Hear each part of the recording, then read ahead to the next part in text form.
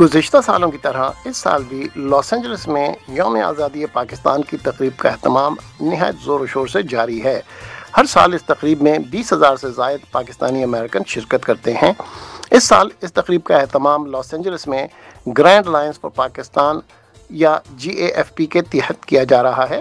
Grand alliance for Pakistan کے president جناب جمال خواجہ نے حال ہی میں لاس اینجلس کاؤنٹی شیرف جناب ایلیکس ویوا نیووا سے ملاقات کی۔ اس ملاقات میں پریزیڈنٹ جمال خواجہ نے گزشتہ سالوں میں پاکستان انڈیپینڈنٹ ڈے کی تقریبات کے حوالے سے Los Angeles County Sheriff Department کی گراں قدر خدمات کو سراہا اور اس سال کی تقریب کے انتظامات کے سلسلے میں تبادلہ خیال کیا۔ Hi, I'm Jamal Khwaja with Grand Alliance for Pakistan. I'm here to invite the Sheriff of Los Angeles to come and attend this event. Here we go, Sheriff. All right, thank you.